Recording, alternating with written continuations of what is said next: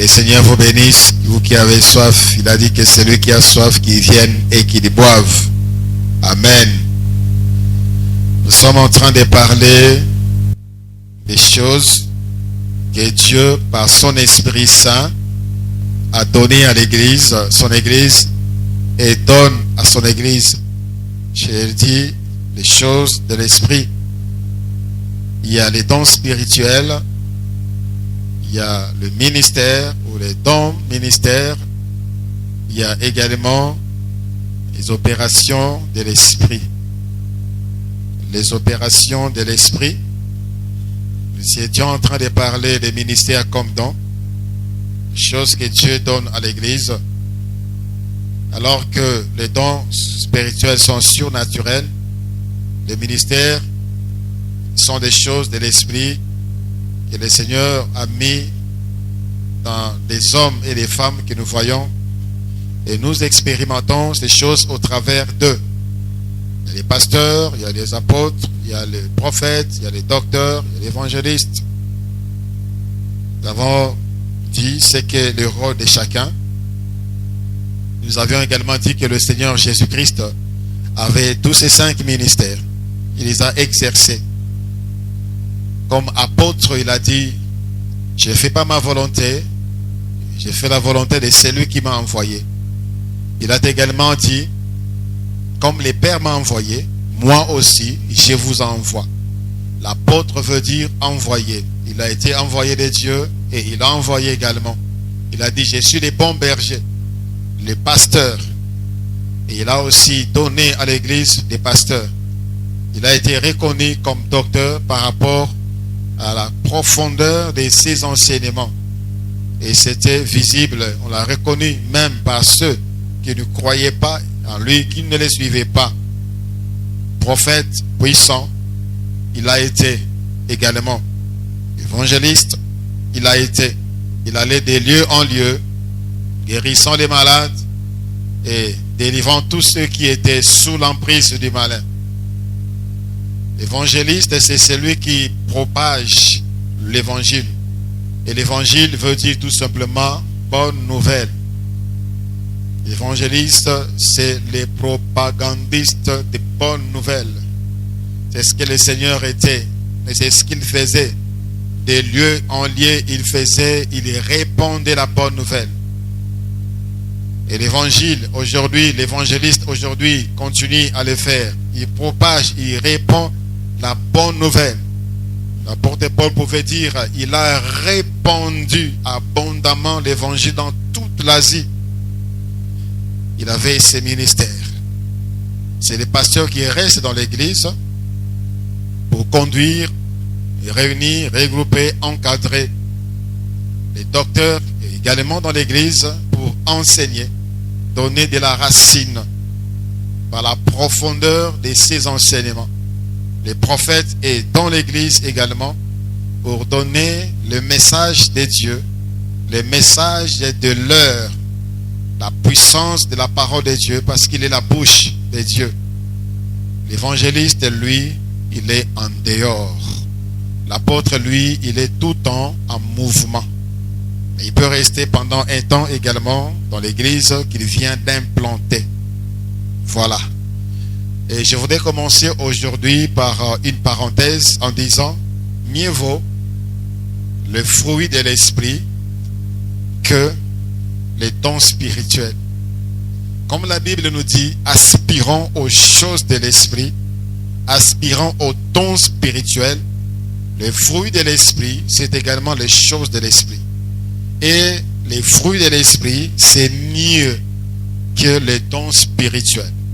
Une église remplie de dons spirituels, si elle n'a pas le fruit de l'esprit, elle va s'entretuer. Voilà pourquoi je voudrais nous encourager. Alors que nous sommes en train de voir ces enseignements sur les dons, les choses de l'esprit, nous voulons en avoir en abondance, mais demandons également le fruit de l'esprit. Avec tous les dons possibles, sans les fruits de l'esprit, vous allez tout détruire. Tout. Et les langues se taisent, les prophéties se taisent. ça peut se taire. On peut les détruire. Les choses que Dieu nous a données, on peut les détruire si on manque les fruits de l'esprit. Alors, nous devons vraiment demander. Si nous lisons l'évangile dans le livre de Galates, chapitre 5e, là, la Bible nous parle des œuvres de la chair et des fruits de l'esprit. Galates chapitre 5, à partir du verset 22, la Bible dit, mais le fruit de l'esprit, c'est l'amour, la joie, la paix, la patience, la bonté, la bénignité, la fidélité, la douceur, la tempérance. Alléluia. Et si vous méditez bien ces versets, vous allez comprendre qu'il y a parfois incohérence par rapport au français, par rapport à l'orthographe, par rapport aux grammaires, je ne sais. Ici, on a dit, mais le fruit de l'esprit, c'est au singulier. On dit le fruit de l'esprit, singulier, et on dit c'est beaucoup de choses. Le fruit de l'esprit, c'est au singulier, mais on dit que c'est beaucoup de choses. C'est-à-dire, le fruit de l'esprit, c'est tout simplement les caractères de Dieu. C'est les caractères du Seigneur Jésus-Christ. Et ces caractères, c'est l'amour. Et tout ce qui vient après là, parce qu'on a commencé par l'amour, tout ce qui vient après l'amour, la joie, la paix, sont dans l'amour. Quand on a l'amour, on est troublé par personne parce qu'on a des personnes, on a des problèmes avec personne. On a l'amour, on a la joie. C'est ça les caractères du Seigneur Jésus-Christ. J'ai dit encore, mieux vaut le fruit de l'esprit que les dons de l'esprit seul. Les dons de l'esprit, ce sont des choses surnaturelles. Elles peuvent être falsifiées. Elles peuvent être copiées. Elles peuvent être contrefaites par les diables. Mais les diables ne peut jamais contrefaire le fruit de l'esprit. Le diable ne peut jamais aimer. Il ne peut jamais donner de la joie. Il ne peut jamais donner de la paix. Il ne peut jamais vous donner la maîtrise de soi. Mais ce qui est de surnaturel, il est capable de le faire. Donc on reconnaît celui qui a Dieu. On reconnaît celui en qui réside la présence de l'Esprit de Jésus. Non pas par les dons spirituels ou les manifestations de l'Esprit, mais par le fruit de l'Esprit. Lorsque nous lisons le livre d'Exode, Exode chapitre 7, Exode chapitre 7e, à partir du verset 8e, Exode 7, à partir du verset 8, la Bible dit, l'Éternel dit à Moïse et à Aaron, si Pharaon vous parle et vous dit, faites un miracle, tu diras à Aaron, prends ta verge et jette-la devant Pharaon, elle deviendra un serpent. Moïse et Aaron allèrent auprès de Pharaon et ils firent ce que l'Éternel avait ordonné. Aaron jeta sa verge devant Pharaon et devant ses serviteurs, et elle devint un serpent. Mais Pharaon appela des anges, des sages plutôt, et des enchanteurs, et les magiciens d'Égypte, et aussi en firent autant par leur enchantement. Alléluia. Eux aussi en firent de même. Ils jetèrent tous leurs verges et elles devinrent des serpents. C'est-à-dire, si tu es impressionné, tout simplement parce que tu as vu un surnaturel, tu es en danger. Si quelqu'un que tu suis, tu le suis tout simplement parce que tu vois les surnaturels, tu es en danger. Ce qui doit nous frapper de plus, c'est le fruit de l'Esprit de Jésus. Alléluia. La Bible dit de Moïse, c'était un homme fort patient. Nombre chapitre 12, le verset 3. Un homme fort patient, plus patient que n'importe qui sur la terre. C'est un homme qu'on pouvait suivre. Il avait les qualités, il avait la douceur, il avait la maîtrise de soi. On pouvait le lapider, mais il savait se calmer et il savait comprendre. Le Seigneur a dit, je vais détruire tous ces hommes, je vais te prendre toi, et au travers de toi, je vais faire une nation. Il a prié. Il a dit, ne fais pas ça, Seigneur. Que diront les Égyptiens? Ils diront que tu es incapable de conduire ces peuples à destination. Il a prié pour ces peuples qui voulaient les lapider. Un grand cœur. Quel amour, quelle patience. Ça, ajouté avec le miracle, ajouté avec les surnaturels, il est qualifié pour être suivi. Mais aujourd'hui, il y a un danger parce que l'homme est impressionné, comme la Bible dit, par ce qui frappe les regards. Alléluia. Quand on a cité les fruits de l'esprit, bien-aimés dans le Seigneur, on parle de l'amour, on parle de la joie, on parle de la paix et tout ce qui est cité là. Bien avant, on a parlé des œuvres de la chair. C'est tout ce qui est contraire à ce qui est des fruits de l'esprit. La bénignité pour ce que, s'il faut bien expliquer, la bénignité, c'est la tempérance, une tempérance accompagnée de douceur.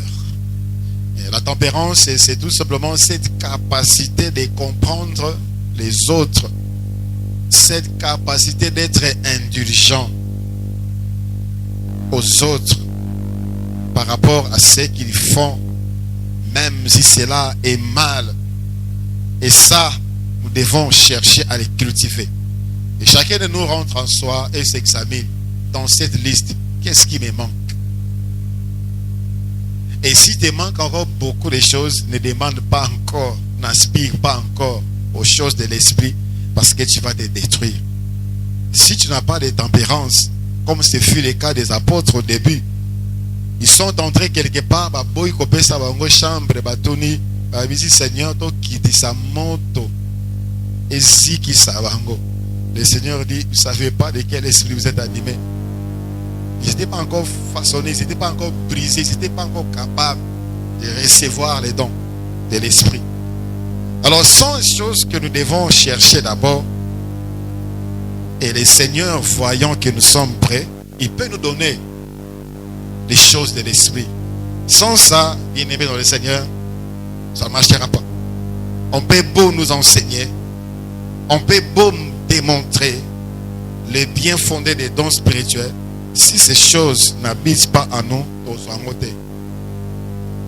si tu n'as pas l'amour avec les dons, mais tu peux tuer les gens. Tu peux détruire ceux qui ne t'aiment pas. Tu peux les exterminer parce qu'ils te critiquent. Tu n'as pas la tempérance. Tu n'as pas la douceur. Tu peux sortir quelque chose de méchant, puis effet et baby si bon mon yabatou. Donc à partir d'aujourd'hui, associons ce que nous sommes en train de voir avec ceci. Amen. Alléluia. Nous devons nous examiner. Est-ce que nous avons les fruits? Qu'est-ce qui me manque ici? Est-ce que j'ai la tempérance? Est-ce que je comprends facilement? Il y a des ceux-là qui, lorsqu'on les critique, au commun ennemi, il ne peut supporter les critiques. Il ne peut supporter voir quelqu'un qui est contre lui. Tu ne recevras pas les dons spirituels. Tu dois être apte et capable de tout endurer. Être avec ceux qui ne t'aiment pas, être avec ceux qui t'aiment. Et quand on est comme ça, tu peux bien utiliser les dons spirituels et ça sera utile pour la communauté. Rappelons-nous, tout ce que Dieu nous donne là, de surnaturel, c'est pour l'utilité commune. Alors, si quelqu'un a encore en lui des prédispositions à détruire, à diviser, bien-aimé dans le Seigneur, on peut beau nous enseigner, on peut tarder sur ces enseignements, on n'aura rien du tout. La fidélité, la fidélité, la fidélité. On te donne les dons spirituels pour Dieu. Et tu peux travailler avec ça pour les comptes de l'ennemi. Tu peux utiliser les dons de Dieu pour servir les diables. Infidèle. La maîtrise de soi. D'autres versions, on parle de la tempérance. La maîtrise de soi. Et surtout, la bouche, la parole, c'est qu'on sort quand on a la puissance de Dieu au travers de ce qu'il donne par son Esprit Saint. On doit veiller sur sa bouche. Voilà pourquoi le Seigneur dit, bénissez et ne maudissez point. Bénissez, ne maudissez point. Quand on n'a pas la maîtrise, on peut facilement sortir des paroles comme ça parce qu'on est choqué, parce qu'on est calomnié, parce qu'on est accusé injustement. On peut sortir, on peut maudire. Je vis un pasteur, il n'y a pas longtemps, son père a été empoisonné. Son père a été empoisonné, alors il était vraiment choqué. Il était vraiment blessé. Et il a écrit sur les réseaux sociaux, on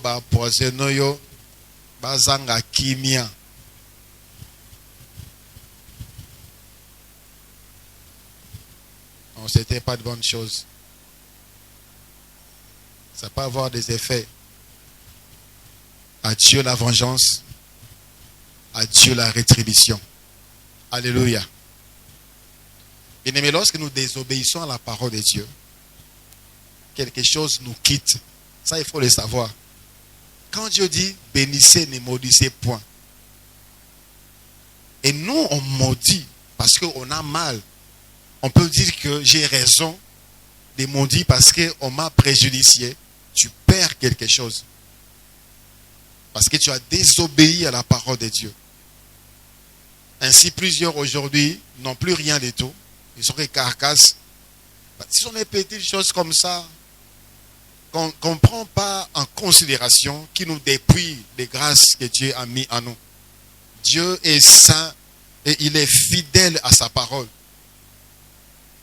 Il est saint et fidèle à sa parole. Tout ce qu'il dit, il accomplit. Il interdit quelque chose et nous le faisons avec beaucoup de raisons. Bien-aimés dans le Seigneur, c'est la parole de Dieu qui triomphe toujours et c'est la parole de Dieu qui aura toujours raison sur nous. Veillons sur ces choses-là. Alléluia. Alléluia. Combien d'églises sont divisées aujourd'hui à cause des dons spirituels? Combien de familles sont divisées aujourd'hui à cause des dons spirituels? Par moments, le Seigneur me dit certaines choses, mais je ne vois pas comment je peux le dire. Comment je peux le dire? Je ne suis pas de nature à dire Dieu m'a dit, Dieu m'a dit, Dieu m'a dit. J'appelle la personne, je prie pour elle. Dieu te dit par exemple, la femme de tel papa, de tel frère est sorcière. Alors toi tu dois appeler les frères pour dire ta femme est sorcière. Les maris de telle sœur a des femmes de nuit. Toi tu vas dire ton mari a des femmes de nuit. Mais comment est-ce qu'elle va considérer son mari finalement? C'est pour dire, c'est surnaturel, ces choses. Si on ne prend pas garde, si on l'utilise pas avec les fruits de l'esprit, on peut détruire. Des familles ont été détruites. Prophète Azangi Kososola, il vient comme ça, il voit des choses, puis il déclare. On chasse l'enfant de la maison parce que les parents ne sont pas spirituels. Les parents ne sont pas capables d'aimer, ne sont pas capables de supporter. Les parents ne savent pas que Jésus-Christ est capable de guérir de la sorcellerie. On chasse l'enfant. Et l'enfant sort de la rue, dans la rue, et il souffre. À qui la faute? C'est partagé. Mais quand on a l'amour, on réfléchit. Mais si j'ai dit des choses comme ça peut diviser. Qu'est-ce qu'il faut faire? On doit chercher Dieu pour eux. On doit prier Dieu pour eux. On doit leur chercher la solution. Et si le Seigneur le voudra, au temps convenable, on peut le dire. Il y a un pasteur qui m'a pas parlé à moi directement, il a parlé à notre serviteur de Dieu. Dans son église, il y avait une femme qui avait 5 enfants, mais le 3e enfant, ce n'était pas l'enfant de son mari. Et la femme est venue le dire, confesser, parce qu'elle n'avait plus de paix. 3e enfant, ce n'est pas l'enfant de mon mari. Je l'ai eu ailleurs. J'avais trompé mon mari. Alors tu dois appeler les maris pour dire limisa moi sinayokaka moi nana misa toi ça moi nana yote limisa. Il a pris ces choses à cœur. Il a prié pour ses couples pendant 5 ans. Il priait, il commençait à fréquenter la famille, approcher les maris. Le mari est devenu beaucoup plus spirituel. Il a senti que le temps était arrivé. Et puis, orienté par le Seigneur, il a dit la chose au temps convenable. Et le mari avait pardonné sa femme. Ils ont continué. Les fruits de l'esprit, très important pour recevoir les choses de l'esprit, les dons de l'esprit, les opérations de l'esprit. Même les dons ministères ne peuvent pas s'éclater aussi longtemps que les fruits de l'esprit ne sont pas encore manifestés. Nous avons dit qu'on est né pasteur, on est né docteur. On ne devient pas docteur à l'université parce qu'on a un titre de docteur en théologie de Dieu. Mais il y a un temps. Il y a un temps pour que ces choses-là soient manifestes. Et le Seigneur nous voit le cœur. Aussi longtemps qu'il y a encore des chairs dans un pasteur, il ne va pas te lancer. Tu peux avoir reçu cet appel. Dieu peut déjà avoir choisi bien avant. Mais si encore la chair, tu vas encore t'asseoir jusqu'à ce que tu vas dominer ces choses. Alléluia. Le signe de la présence du Saint-Esprit, c'est le fruit de l'Esprit. Voilà. C'est le fruit de l'Esprit. Au début de cet enseignement, j'avais dit, le don spirituel, ce n'est pas une garantie de la spiritualité. Parce que les dons spirituels peuvent aussi détruire les églises, peuvent aussi détruire les familles. Si on n'est pas spirituel. Et on est spirituel quand on a le fruit de l'esprit. Question? Logique, non. Il n'y a pas de questions. On avance. Nous lirons Romains chapitre 12e. Romains chapitre 12e. À partir du verset. Bon, nous lirons à partir du verset 6e. Romains chapitre 8, à partir du verset 6e jusqu'au verset 8e. Puisque nous avons des dons différents, selon la grâce qui nous a été accordée, que celui qui a les dons des prophéties l'exerce selon l'analogie de la foi. Celui qui est appelé au ministère s'attache à son ministère, et celui qui enseigne s'attache à son enseignement, et celui qui exhorte à l'exhortation, celui qui donne les faces avec libéralité, que celui qui préside les faces avec zèle, que celui qui pratique la miséricorde les fasse avec joie. Aujourd'hui, nous voulons parler des opérations de l'esprit. Les opérations de l'esprit. Ce n'est pas les ministères, mais ça peut faire partie des ministères.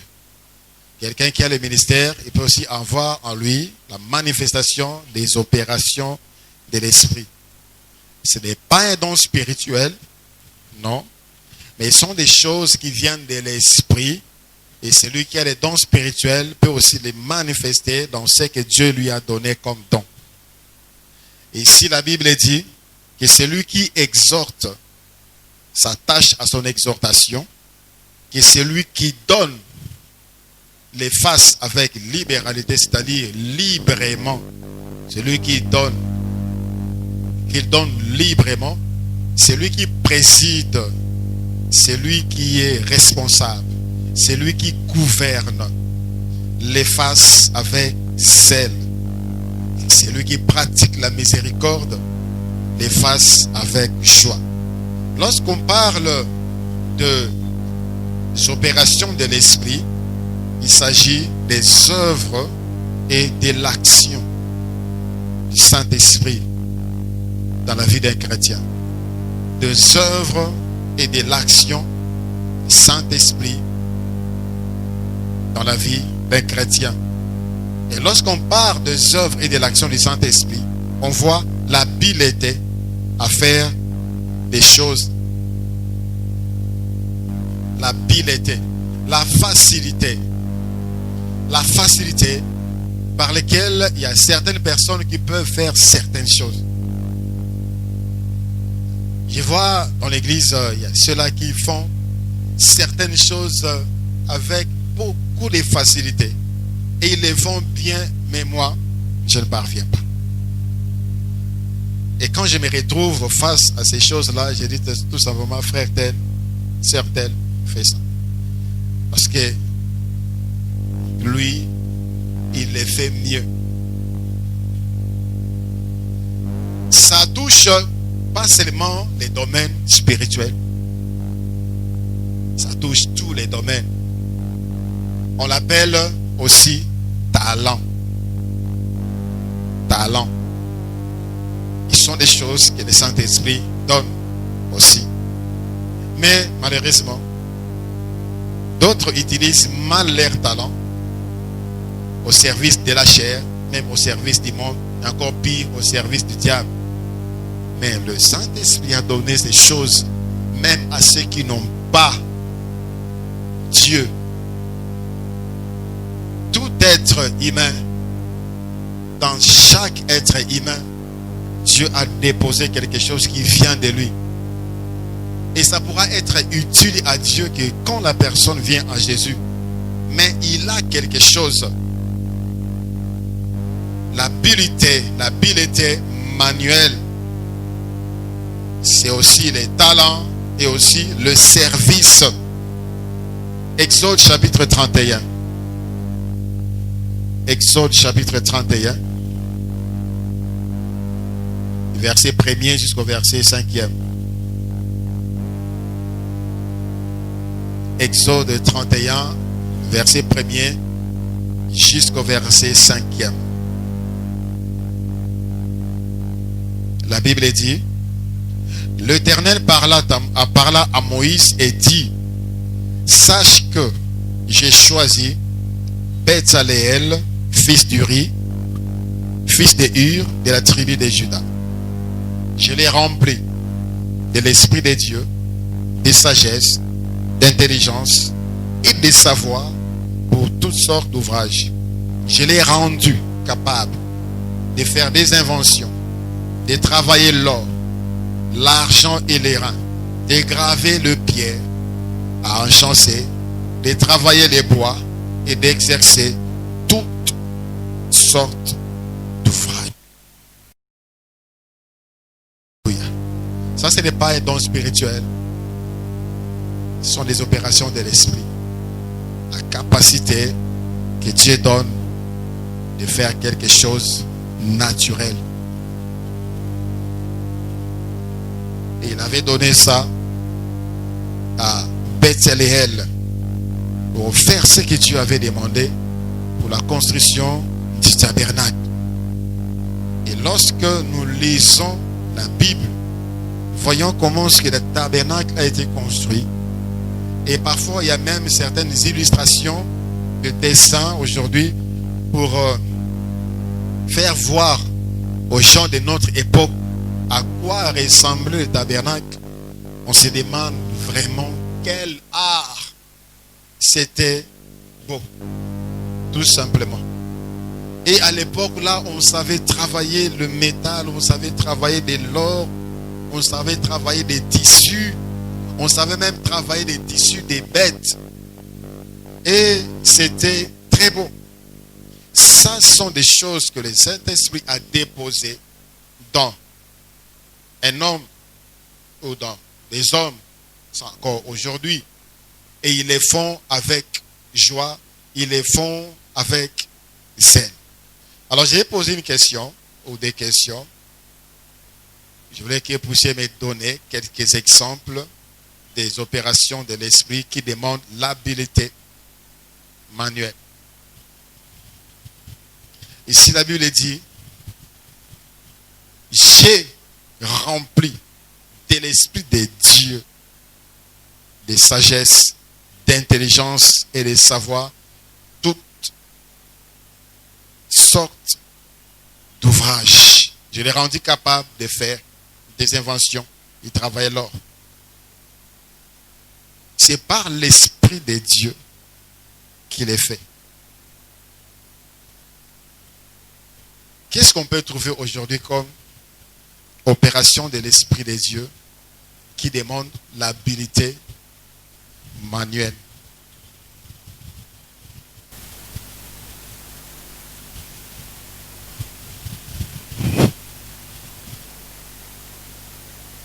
Je vais choisir. Je peux choisir.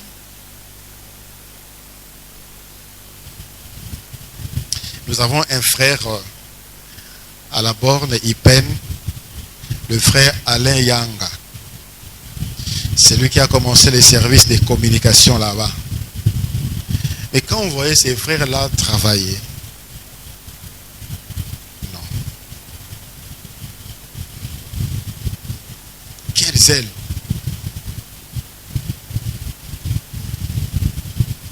Quelle souplesse! Quelle aptitude! Et finalement, aujourd'hui, c'est un grand département.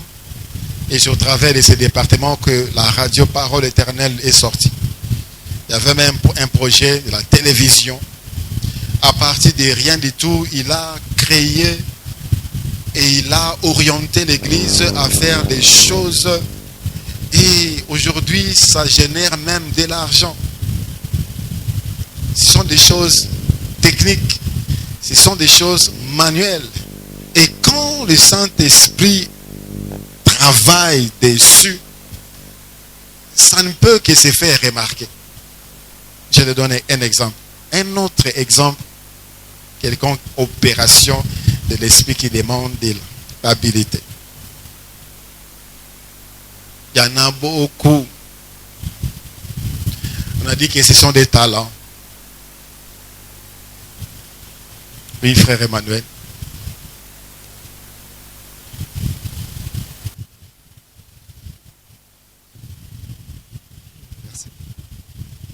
Merci, pasteur.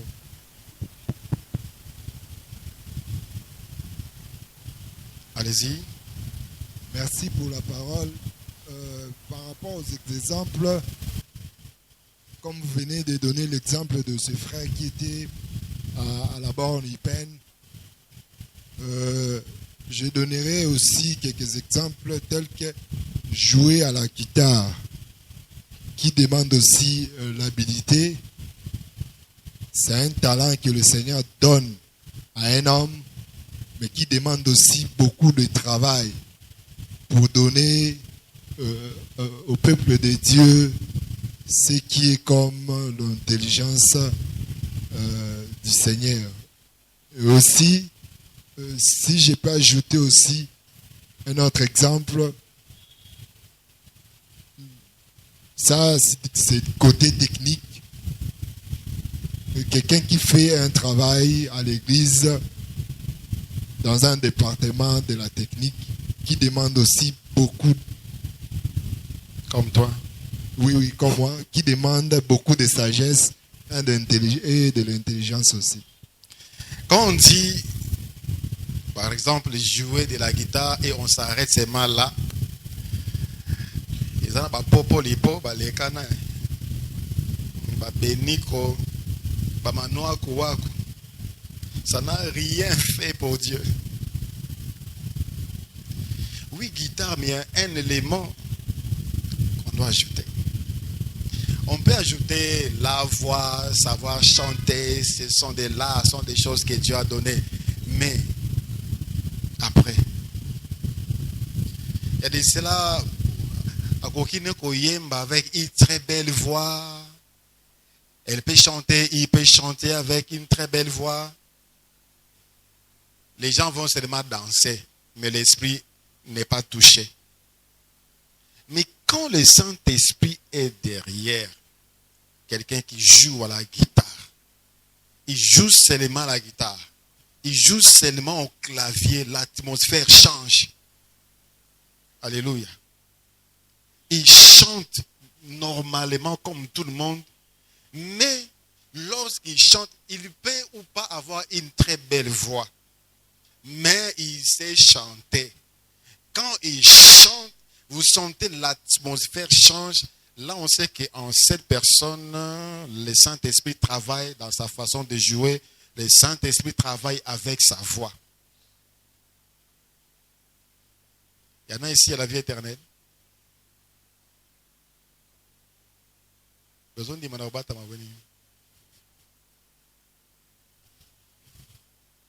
J'aimerais que ceux qui ont comme travail, service dans l'église, qui demandent l'habilité, que cela soit accompagné de l'esprit. Oui, frère Jonathan, pour maman Bernice. Merci papa pour la parole. Parlons des dons et des talents que le Seigneur peut donner à un de ses enfants pour faire un service qui vient de lui. J'ai un passage dans Exode, chapitre 35, le verset 29. Pour gagner le temps, je vais lire que 3 versets, mais alors qu'on pouvait encore aller jusqu'au chapitre 36. Exode 35, 29. Tous les enfants d'Israël, hommes et femmes, dont les cœurs étaient disposés à contribuer pour l'œuvre que l'Éternel avait ordonnée par Moïse, apporter des offrandes volontaires à l'Éternel. Moïse dit aux enfants d'Israël, sachez que l'Éternel a choisi Bezalel, fils d'Éri, fils de Hur, de la tribu de Juda. On a déjà parlé de lui au chapitre 31 ici. Si tu peux donner un autre exemple. Merci, papa. D'accord. Maman Bernice, après frère Patrick. Merci, pasteur. Moi, par rapport aux exemples, il y a quelque chose qui m'est passé, c'était la propriété. Je donne l'exemple pour aujourd'hui. Quand je suis arrivée à l'église, je suis entrée, j'ai vu la manière dont j'ai trouvé l'église. J'ai perdu de vue qu'aujourd'hui c'était mercredi. Et directement, moi, je me suis dit, les mamans sont passées par ici pour nettoyer. Et lorsqu'on était en train de parler de ça, c'est venu directement. Cela demande de l'habilité pour pouvoir nettoyer l'église. Et quand je suis passée par là-bas où les enfants de l'écodim, les ados se réunissent, j'ai senti l'atmosphère seulement de la propreté. Ce n'était pas trop grave. Mais j'ai prié le Seigneur et j'ai béni le Seigneur. Et cela vraiment demande de l'habilité pour pouvoir le faire. Sinon, ça sera que de la saleté. Or, le Seigneur aime la propreté. Et j'ai béni le Seigneur pour les mamans que nous avons ici à la vie éternelle. Vraiment, le Saint-Esprit, l'Esprit de Dieu est sur eux pour qu'elles viennent chaque matin pour pouvoir nettoyer. Même si ce n'est pas chaque jour, mais vraiment, c'est l'œuvre qui demande l'Esprit de Dieu. C'est vraiment une opération de la part du Seigneur. Amen. Amen. Voilà. Et quand j'ai dit au protocole, vous êtes appelés à venir avant tout le monde, à rentrer après tout le monde. Pourquoi?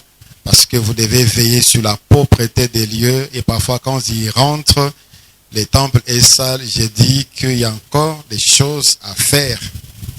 Ceux qui sont au protocole doivent être animés de cela. Ce sont des gens qui doivent avoir en eux ça.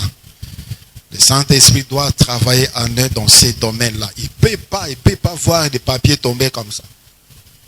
Il ne peut pas voir une saleté qui est des toits d'araignée et puis il passe. Non. C'est comme... il ne peut pas. Il est mal à l'aise quand il y a des désordres. Et là, le Saint-Esprit travaille dans telle personne. La propriété, il y a des entreprises qui louent des services, des sous-traitances, qui mènent la propriété aussi. Mais lorsque cela est dans les domaines de l'esprit de Jésus-Christ, comme maman Bernice a dit, cette atmosphère, ce qu'ils ont créé là comme propriété peut changer l'atmosphère. Vous entrez, vous voyez ce qu'ils ont fait, même une décoration comme ça, ça vous inspire. Là, le Saint-Esprit est derrière. Oui, frère Patrick. Merci, papa, pour la parole. Moi, j'ai des exemples. Et le premier, c'est dans la Bible. C'est dans 1 Samuel, chapitre 16, verset 14. Je crois jusqu'à 17 ou 18. Je peux les lire. L'esprit de l'Éternel se retira de Saül, qui fit agiter par un mauvais esprit venant de l'Éternel. Les serviteurs de Saül lui dirent: voici un mauvais esprit de Dieu t'agite, que notre Seigneur parle. Tes serviteurs sont devant toi. Ils chercheront un homme qui sache jouer de la harpe, et quand le mauvais esprit de Dieu sera sur toi, il jouera de sa main et tu seras soulagé. Je peux m'arrêter là. Donc, ici, on voit que Dieu a donné un don à David pour que ce don guérisse de temps à temps quand l'esprit mauvais va déranger Saül. Disons plutôt talent. Talent. Donc un talent pour jouer à la harpe, pour guérir de temps à temps, soulager de temps à temps quand Saül sera agité par un esprit. Le deuxième exemple, je dirais, je ne sais pas si c'est l'amabilité manuelle, la façon de composer des frères Alain Mouloto. Il était poète, compositeur, mais si nous le voyons, si nous le comparons à d'autres compositeurs, nous sentons ces adorations, même ces poésies, amener de temps à temps des gens dans la profondeur, dans l'adoration. On sentait que ça ne venait pas de lui. C'était un talent qui était vraiment donné par. Voilà. Donc ça montre que le Saint-Esprit est derrière cela. David joue de la harpe et les démons sont chassés. Dans la Bible, on parle également des prophètes Élisée. Il est arrivé quelque part. On dit, dis-nous qu'est-ce qui se passe, il y a tel problème. Il a dit, y a-t-il un joueur de harpe ici? On l'a amené un joueur de harpe. La Bible dit, pendant que ces musiciens jouaient de la harpe, le prophète a reçu l'inspiration et il a commencé à prophétiser. On pouvait voir d'autres personnes qui pouvaient mieux jouer de la harpe que la personne là, même mieux que David, mais la différence est que pour David, le Saint-Esprit était derrière cela. Donc dans ces domaines-là, de l'art et dans l'église, musique et autres, bien-aimés dans le Seigneur, nous avons beaucoup de choses à faire. L'atmosphère, lorsqu'on adore Dieu, il se passe toujours quelque chose. Alléluia. Parce que l'adoration, c'est le cœur de Dieu. Mais quand on a 10 minutes d'adoration, 30 minutes, les cœurs ne sont pas touchés, on doit se poser la question, ceux qui nous chantent ici sont animés de quel esprit? Parce que ça doit déclencher la manifestation de la présence de Dieu. Les sons seulement singamoko à guitare, il se passe des choses. Les sons seulement à clavier, il se passe des choses. Là, le Saint-Esprit est derrière et la personne ou les gens, les groupes là, sont vraiment animés par le Saint-Esprit et ce sont les opérations du Saint-Esprit derrière leur art. J'ai vu une main levée. Oui, sœur Tania. Après, frère Richard. Commencez là-bas alors. Merci, pasteur, pour la parole. J'ai trouvé aussi un autre exemple, mais j'ai perdu des passages. C'est toujours David. David, lorsqu'il a battu Goliath, il a été dit qu'il devrait être les beaux fils des rois Saoul, et puis il devrait avoir certains avantages. Et après ça, les passages que le frère Patrick a donné, David était hébergé chez le roi, parce que lorsque les mauvais esprits viendra, que David, par ses chants, que l'esprit malin puisse partir. Et il y a un passage que j'ai lu dans la Bible où où David s'est combattait contre les Philistins, et tellement il combattait bien, le roi Saoul qui connaissait David a posé la question que de qui David était fils. J'ai oublié, parce que la façon dont il combattait, il combattait tellement bien, et le roi posait la question. J'ai trouvé ces passages, c'est 3 fois où le roi posait la question à la personne qui était à ses côtés pour demander à David de qui il était fils. Oui, c'est dans 1 Samuel chapitre 17, quand David a terrassé Goliath. Oui. Voilà. La force, un certain courage. Pour David, ça ne demandait pas la force, hein, parce qu'il c'était un jeune homme de 17 ans. Et ce courage-là d'affronter Goliath, ce n'était pas naturel. Et ce n'était pas la pierre là vraiment qui avait fait tomber Goliath. C'était Dieu qui était derrière lui, appuyant ce courage qu'il avait. Il a même dit au roi, j'étais dans la forêt, quand les lions ou l'ours venaient, il attrapait la brebis, et s'il fouillait, je les poursuivais. Et s'il s'est dressé contre moi, je les tenais par la gorge, et je sortais la brebis de sa gueule. Ce courage-là, ça, c'est vraiment le Saint-Esprit qui est derrière. Et lorsque le roi Saoul a vu que tout le monde tremblait, en commençant par lui, et qu'un jeune homme sort pour aller vers Goliath, il s'est posé la question de qui est-il fils? Parce que ça l'a marqué. Pas bien?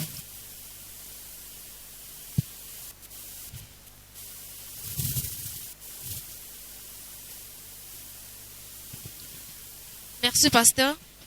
Pour moi, je ne sais pas si je suis des mêmes idées avec le frère Emmanuel lorsqu'il a parlé d'un papa qui travaille dans un département de la technique. Je ne sais pas si c'est pour moi des papas vitaux.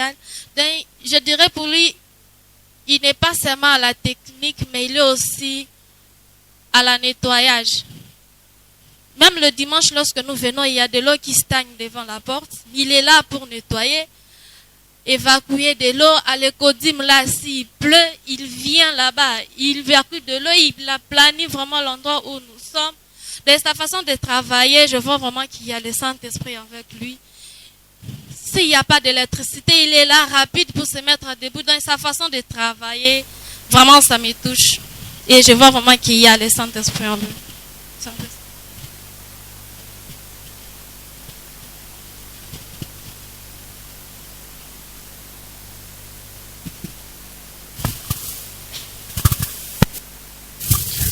Même j'ai dit à Papa Vital, qu'il va au tout à monter.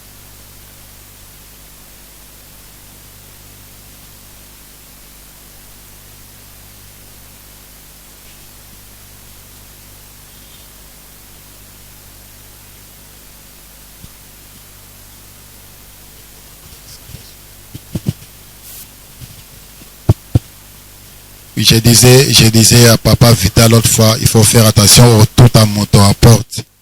Parce que dès que le courant part, la façon dont il sort, comme il faisait, alors que je vois des jeunes gens ici, quand le courant part,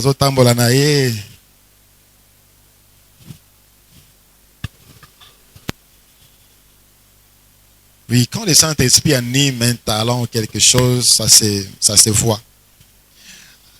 Deuxièmement, les opérations de l'Esprit à part ce qui est habilité manuelle, talent et autres choses, il y en a beaucoup. On parle de la libéralité. Toujours dans Romains chapitre 12, on parle de la libéralité. Et c'est lui qui exhorte à l'exhortation, qui est celui qui donne les faces avec libéralité. C'est lui qui donne Oya Pesaka. Oya Pesaka. Qui donne avec libéralité, qui le donne librement.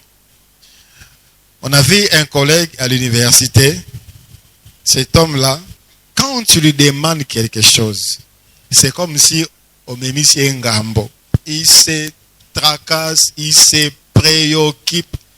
S'il n'en a pas, il est prêt à les même emprunter. Il est capable de défier Mbongo pour appeler ça. Donc, il n'aime pas voir un besoin quelque part. Il n'aime pas voir quelqu'un dans les besoins. Même si tu ne demandes pas, il voit seulement comme ça. Il agit directement.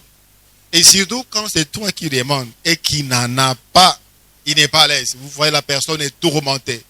Il a perdu la paix. Ça, on sent qu'il y a quelque chose. Le Seigneur, c'est la motivation du frère. Oui, frère Richard. Au cas de libéralité, j'étais là. Oui, allez-y. Merci, pasteur, pour la parole. Je voulais juste poser la question par rapport, quand vous parliez des fruits du Saint-Esprit et les dons. Et ma question, j'ai essayé de réfléchir sur un passage. Nous sommes dans les livres de 2 Timothée, à partir du verset 16e. Allez-y. Toute l'écriture est divinement inspirée et utile pour enseigner, pour convaincre, pour corriger, pour instruire dans la justice, afin que l'homme de Dieu soit accompli et parfaitement propre pour toute bonne œuvre. Pasteur, vous avez dit, et d'après aussi la parole de Dieu, il vient d'être éclairé que pour aspirer aux choses spirituelles, il faut demander à Dieu les fruits du Saint-Esprit. Faut pas, les fruits du Saint-Esprit, ça vient déjà de votre consécration. Ça, on ne demande pas. Quand quelqu'un donne sa vie à Jésus, il aspire à ces choses. Il doit commencer à acquérir les caractères par rapport à sa marche. Les dons spirituels, Dieu les donne. Mais les fruits du Saint-Esprit, ça vient par rapport à la qualité de notre marche. La Bible dit bien, si vous lisez Galates chapitre 5, on parle d'une opposition. La chair et les fruits, les œuvres de l'esprit. Ils sont opposés. Et la Bible dit, marchez selon l'esprit et vous n'accomplirez pas les désirs de la chair. Ça, ce n'est pas la part de Dieu. C'est vous-même qui devez marcher. Qu'est-ce que Dieu demande? Marchez selon ce que Dieu demande. Et vous allez voir en vous, ces choses commencent à se développer, Aujourd'hui, c'est le contraire. Au lieu que Dieu nous brise, nous cherchons premièrement les choses spirituelles. Et c'est la raison pour laquelle il y a beaucoup, comme vous l'avez dit, il y a beaucoup de risques, il y a beaucoup de dangers dans l'église. Pourquoi? Parce que les hommes ont cherché la part d'abord de Dieu au lieu de chercher d'abord en soi pour que Dieu nous brise et que cette parole puisse avoir un impact positif pour nous. C'est la raison pour laquelle j'ai compris dans les passages de 2 Timothée que la plupart des hommes de Dieu ne sont pas accomplis par rapport à cette parole. Donc la prière est que ces enseignements puissent encore nous amener à être brisés, que les fruits du Saint-Esprit soient authentiques dans nos vies. Voilà, c'est pourquoi j'ai commencé aujourd'hui par cela. Si on n'a pas encore acquis les caractères de Christ, les fruits de l'esprit, on n'est pas propre à recevoir les dons spirituels. Mais si par sa grâce, sa miséricorde, le Seigneur nous donne d'abord les dons spirituels et qu'il attend que nous puissions les pratiquer selon les œuvres de l'esprit et que nous tardons à l'appliquer, nous allons détruire. Les dons spirituels sans les fruits de l'esprit, c'est la destruction, c'est la division, c'est l'orgueil, et l'orgueil c'est la chute. Le Seigneur te donne des capacités surnaturelles énormes, capables de ressusciter des morts.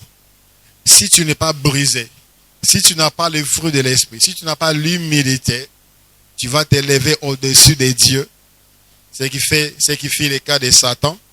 Il voulait qu'on commence à l'adorer et le Seigneur va la précipiter. Donc, en tout cas, je nous prie de chercher à aller de l'avant, à marcher selon l'esprit. Et nous aurons encore davantage à réaliser, à marcher avec le Saint-Esprit dans la puissance. Je rentre sur la libéralité. C'est cette capacité de donner. C'est cette capacité de donner librement. Même au prix de beaucoup de sacrifices. C'est lui qui a en lui cette capacité-là de libéralité. Mais à Pessi là où il y a besoin. Pas nécessairement dans la maison de Dieu. Non. Pas nécessairement pour l'œuvre de Dieu. Là où il y a besoin. Librement, il donne. La Bible dit, je cherche les passages, je ne l'ai pas retrouvé. Quand le Seigneur a demandé à Israël, dans Exode chapitre 25, l'Éternel, le verset 1, l'Éternel parla à Moïse et dit, parle aux enfants d'Israël qu'ils m'apportent une offrande, vous la recevrez pour moi de tout homme qui la fera de bon cœur. Et plus tard, la Bible dit, le peuple a tellement donné, c'était tellement beaucoup que Moïse a demandé qu'on suspende, qu'on ne reçoive plus rien, parce que ça débordait. Là, on sent déjà qu'au milieu de ces peuples, il y avait des gens qui avaient dans leur cœur la libéralité.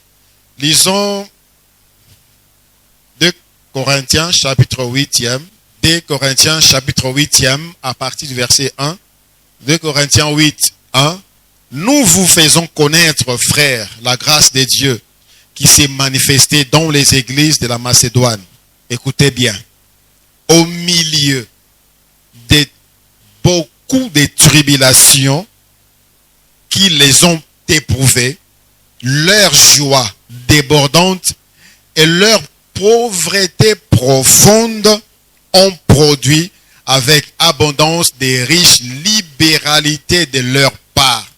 Ils ont, je l'atteste, donné volontairement, selon et même au-delà de leurs moyens. Nous demandons avec des grandes instances la grâce de prendre part à l'assistance destinée aux saints. Et non seulement ils ont contribué comme nous l'espérions, mais ils se sont d'abord donnés eux-mêmes au Seigneur, puis à nous par la volonté des dieux. Ces gens-là vivaient dans la tribulation. Ils étaient persécutés dans la tribulation. Ces gens-là vivaient dans la pauvreté, pas n'importe laquelle, profonde pauvreté. Mais lorsqu'il y a eu un appel, les frères de l'autre côté ont besoin, ils sont persécutés, on doit leur envoyer de l'aide. Ils n'ont pas dit, nous aussi on est persécutés ici. Nous aussi on vit notre tribulation. D'ailleurs on est très pauvres. Non. La Bible dit, ils ont donné volontairement, selon leurs moyens et même au-delà de leurs moyens. Les pauvres.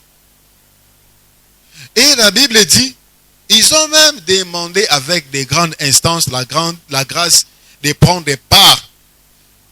Certainement, quelqu'un dit, bon, vous êtes dans la tribulation, vous n'avez pas assez de moyens, ne contribuez pas, gardez les peu que vous avez des besoins. Non.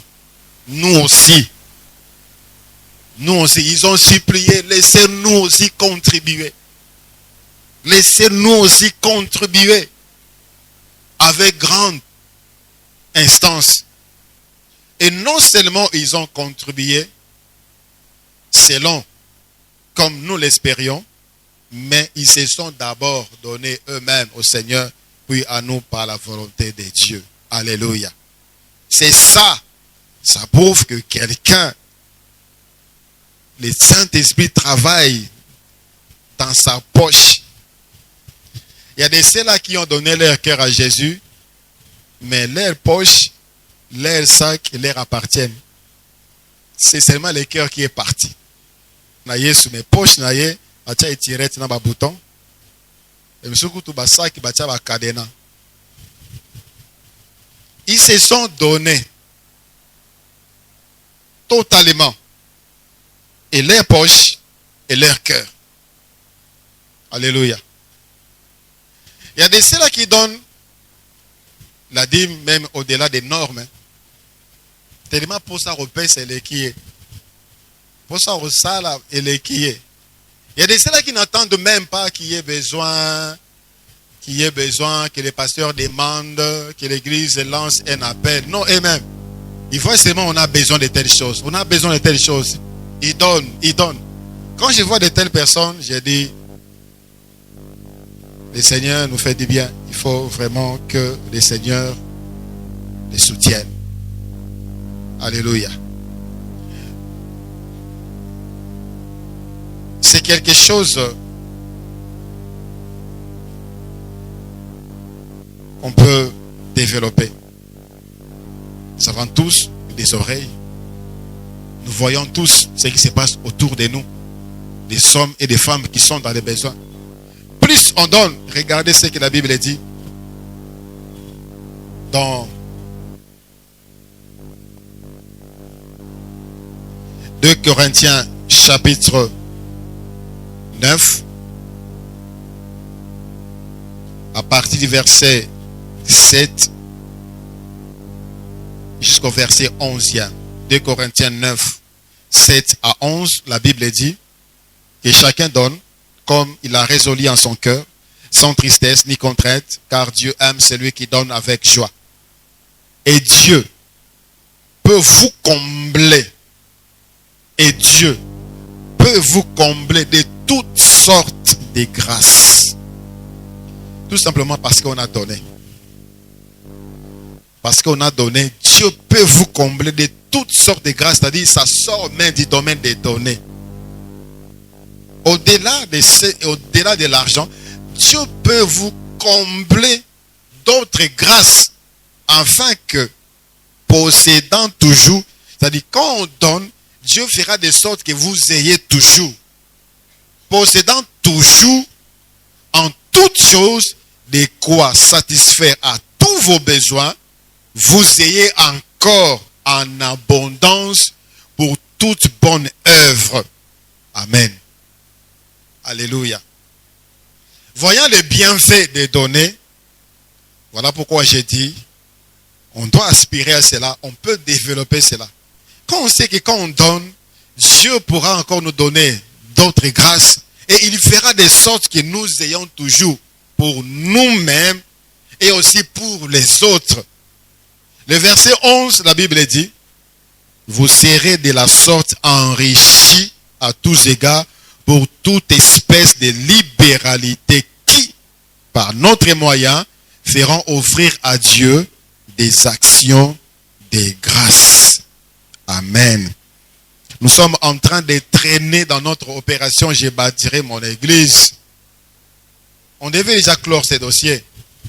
Si seulement on avait compris l'importance de donner à Dieu et pour l'œuvre de Dieu. Chacun de nous, la Bible dit, ces hommes-ci étaient profondément pauvres.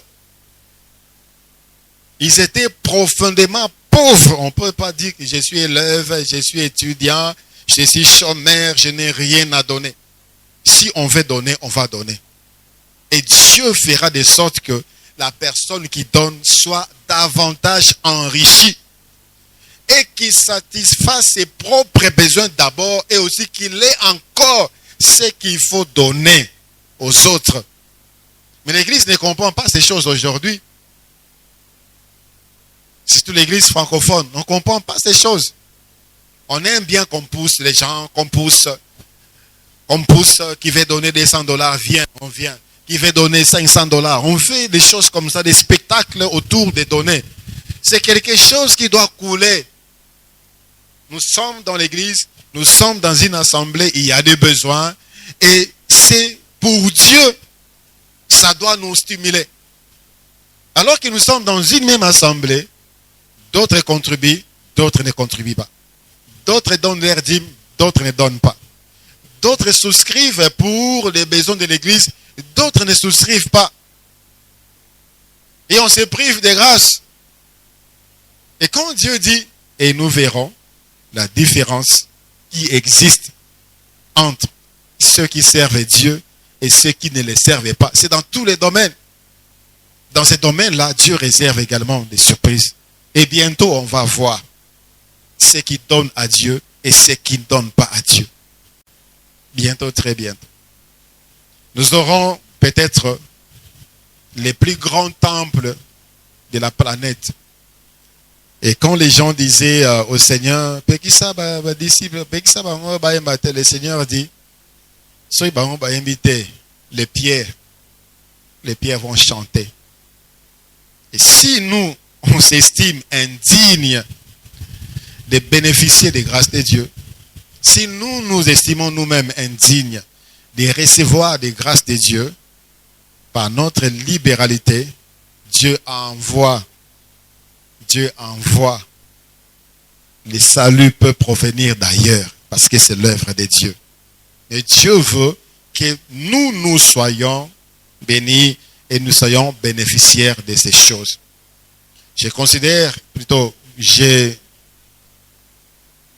j'encourage ceux-là qui ont déjà compris que donner à Dieu, c'est d'abord pour notre propre bénéfice de continuer à donner. Et de ceux qui n'ont pas encore compris, de comprendre désormais et de donner avec joie et librement. Celui qui donne n'éprouve pas de la disette. Le Seigneur peut te surprendre dans bien des domaines. Tu donnes de l'argent, le Seigneur te garde et ta maison de toute maladie et épidémie. Tu gaspilles ton argent pour des futilités, tu vas encore davantage gaspiller. Cela est réservé pour Dieu, bien-aimé dans le Seigneur. Dieu les protège pour vous. 1 Corinthiens chapitre 9. La Bible dit 9. Car il est écrit dans la loi de Moïse, tu n'amuseras point le bœuf quand il fout le grain. Dieu se met-il en pain de bœuf ou parle-t-il uniquement à cause de nous? Oui, c'est à cause de nous qu'il a été écrit que celui qui laboure doit labourer avec espérance et celui qui foule le grain foulé avec l'espérance d'y avoir part. Ceux qui donnent à Dieu, ceux qui travaillent à Dieu, attendez-vous à recevoir de Dieu. Alléluia. La Bible dit, toujours dans 1 Corinthiens chapitre 9, le verset 24, « Ne savez-vous pas que ceux qui courent dans les stades, courent tous, mais qu'un seul remporte les prix? Courez de manière à remporter les prix. Tous ceux qui combattent s'imposent toute espèce d'abstinence, et ils les font pour obtenir une couronne corruptible. Mais nous, faisons-le pour une couronne incorruptible. Moi donc, je cours non pas comme à l'aventure, je frappe non pas comme battant l'air, mais je traite durement mon corps et je le tiens assujetti de peur d'être moi-même rejeté après avoir prêché aux autres. Ces passages peuvent aussi être appliqués par rapport à la libéralité. Il y a certaines choses, certains besoins qui nous sont propres qu'on peut mettre de côté pour viser les besoins fondamentaux, pas nécessairement pour nous et pour les autres, pas nécessairement pour l'Église, pour les autres. Et on peut s'abstenir de beaucoup de choses pour satisfaire les besoins des autres. Et en faisant ici, on vise l'excellence. Quand Paul dit, je ne cours pas comme à l'aventure. Je ne donne pas pour perdre. Je ne donne pas parce qu'on a demandé, je donne parce que j'ai un objectif. Je donne parce que j'ai un but. Je vais atteindre quelque part, recevoir les récompenses que Dieu réserve à ceux qui sont libéraux. Amen. Jenny, malheureusement, on doit s'arrêter là. Bon, je vous accorde quelques minutes. Oui, allez-y. Merci papa pour la parole. Moi je veux juste seulement ajouter un passage biblique, je crois dans Proverbes chapitre 11, le verset 24. La Bible dit, tel qui donne libéralement devient plus riche. Et tel qui épargne à l'excès ne fait que s'appauvrir. Amen. Vous pouvez répéter le passage pour une bonne compréhension. Proverbe chapitre 11, le verset 24. Proverbe 11, le verset 24. Voilà. Et ceci nous interpelle, bien-aimés dans le Seigneur. On a tellement vu des choses dans des assemblées que le diable a bouleversé le cœur. Le diable a bouleversé les pensées pour rendre davantage l'Église pauvre. Si l'Église est riche, bien-aimée dans le Seigneur, l'Évangile va aller très loin. Je le dis encore, l'évangélisation, ça demande de l'argent, mais l'Évangile est gratuit. L'Évangile est gratuit, mais l'évangélisation, c'est de l'argent. Et lorsqu'on parle de l'évangélisation, c'est le salut des âmes. Et quand on parle le salut des âmes, c'est la chute du diable et des royaumes des ténèbres. Voilà pourquoi il travaille dans ces domaines-là, des données pour que les hommes et les femmes demeurent sous la coupe de la pauvreté et de la misère. Beaucoup demeurent encore pauvres aujourd'hui parce qu'ils les veulent. Ils ont été pris dans le piège de l'ennemi. Et ils vont encore demeurer aussi longtemps qu'ils n'ont pas compris de libérer. Nous allons prier le Seigneur. Ce que tu fais, bien-aimé dans le Seigneur, soit dans ta maison, comme la Bible dit, tout ce que nous faisons, faisons-le pas pour plaire aux hommes, mais pour Dieu. Et Dieu, quand tu travailles dans ton bureau, tu nettoies la maison, tu nettoies le bureau, tu es en train de le faire avec joie, avec des chants. Et l'atmosphère que tu crées là, par rapport à ce que tu fais, pourra même amener la gloire de Dieu dans ces lieux, la gloire de Dieu dans ta maison, la gloire de Dieu dans ton entreprise. Et les choses qui ne marchaient pas par rapport aux stratégies pourront changer. Bien-aimés dans le Seigneur, aspirons aux choses qui attirent la présence de Dieu. Et chacun prie pour soi.